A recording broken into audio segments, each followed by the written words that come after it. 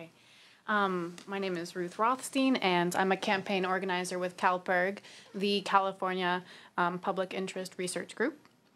Our democracy depends on full participation. We need equipment that we can trust, adequate staffing to administer our elections, and outreach communications to make sure that every eligible voter understands how to participate. So we are here today to support the call for adequate funding for the counties and the Secretary of State to run our elections. We run a nonpartisan project called the New Voters Project, targeting 18 to 24-year-olds to register and vote.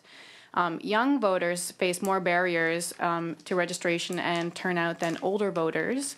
Many of them are becoming eligible for the first time. They move frequently due to school or economic reasons, and they are new to the ins and outs of the electoral process.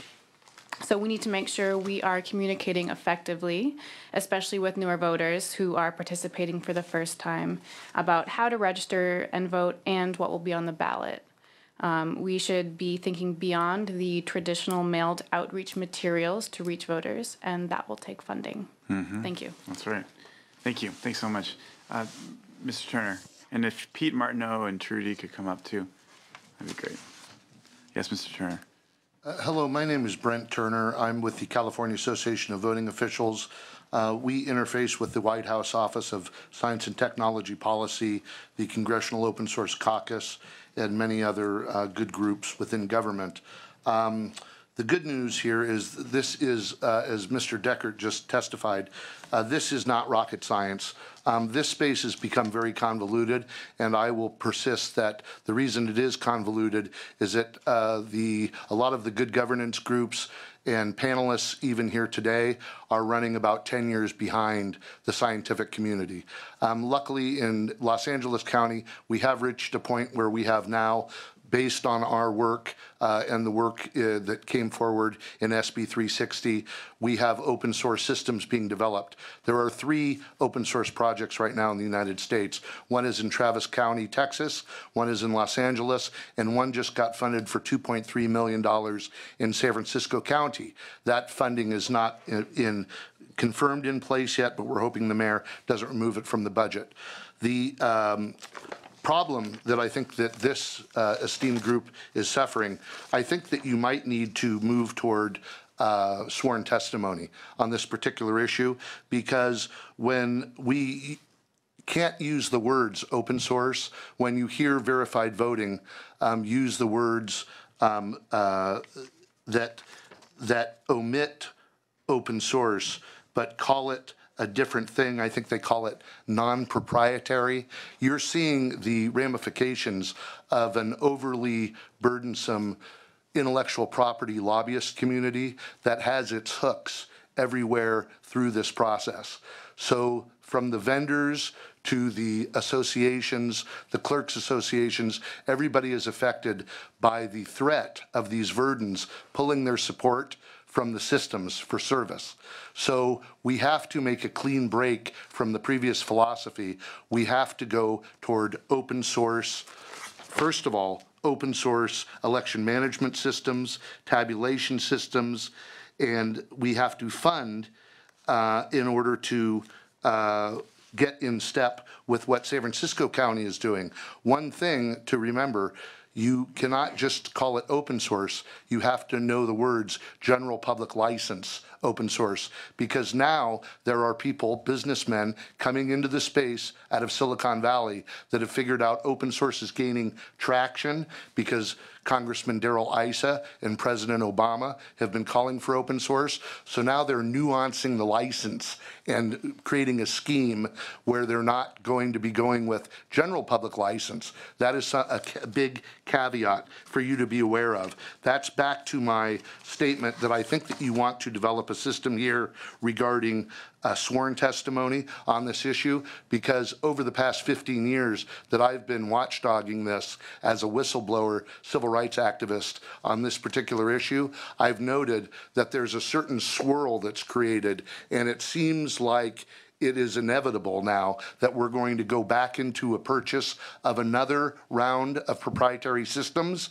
And I will state to you here that we want to stand in place. We don't want the counties, although we do want uniformity in the counties, we do not want it to be another proprietary purchase because the technology has not changed and we will just end up buying the same, for lack of a better term, stuff that we bought last time. There will be no difference in the new technology unless we go toward general public license open source.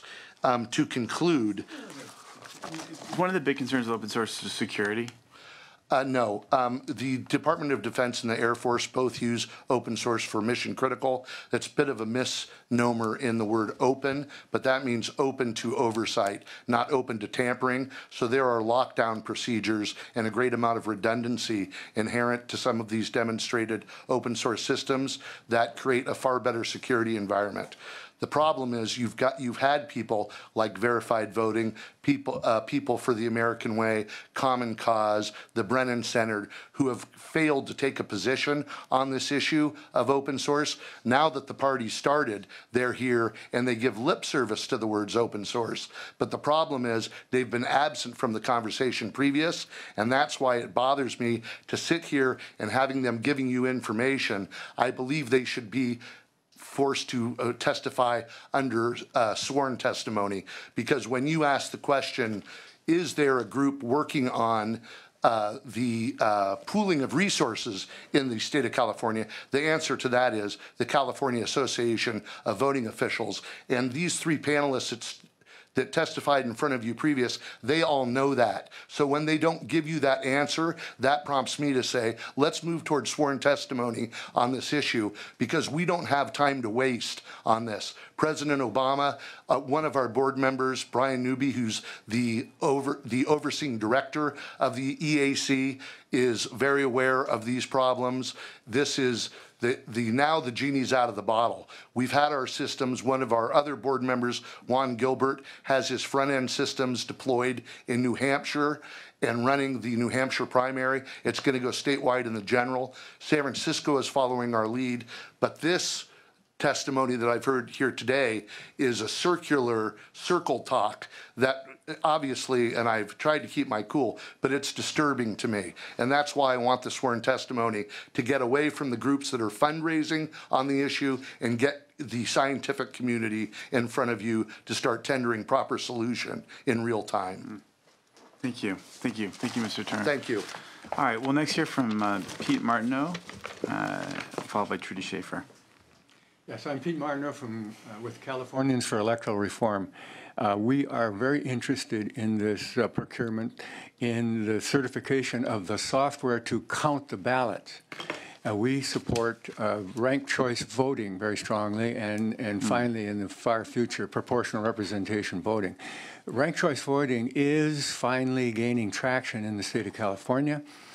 San Francisco had an election in 2002 which approved of the use of ranked choice voting for all its elections, including single-member offices and many-member offices.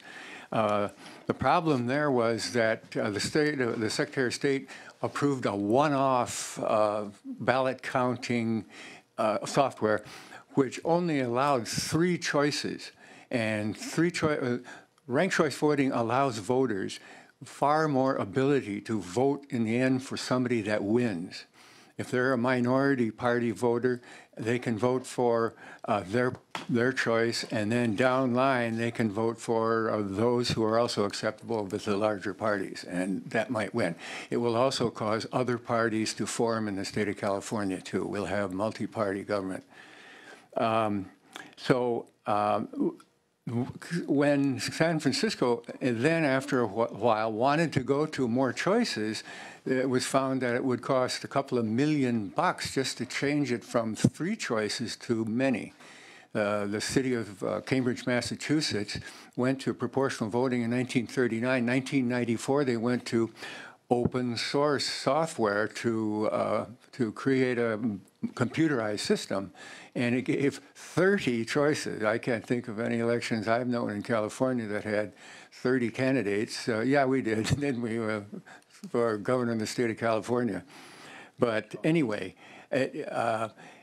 we recommend software for a much larger number of choices in the software. The software would not have to be changed because this system is already many decades old. It won't be changed. There's a simple formula, and it can be used for the mayor. It can be used for council members at large. It can be used for council members in districts. And it does not have to be modified for each election to do that either. So that is our recommendation, and we will look forward to the request for proposal having a strong requirement for software with multi rankings for ranked choice voting. Thank you. Okay. Thank you. Thank you so much. All right, finally, we have Trudy Schaefer from the League of Women Voters. Nice to see you. Hello, Mr. Chair, and thank you. I am Trudy Schaefer, representing the League of Women Voters of California. And I'm here really as an appreciation. The League, as I think everyone in this room believes, that every citizen should be protected in the right to vote, and that the state should take a stronger role in encouraging the facilitation of that right and of registration and voting. And as in other areas of government, efficient and economical government requires adequate financing and coordination among the levels of government. For the past several years, we have been part of the group that has worked unsuccessfully for the funding of the election mandates in the state budget. But it's obvious that we need more than that what is needed is what you've provided now, the airing of the issues and the possibilities for a fundamental look at the comprehensive funding of elections in California. And for that, we just want to thank you and your committee. Well, thank you. Thank you so much. Great comments. Some interesting food for thought from so many different speakers. And so really appreciate everyone's time. Appreciate everyone sticking it out to hear about this very important topic that may not be a front page issue, but it's one that could turn into a front page issue if we don't get to the bottom of fixing some of these infrastructural challenges. So really appreciate everyone's thoughts and comments and your participation. And with that, this hearing is adjourned.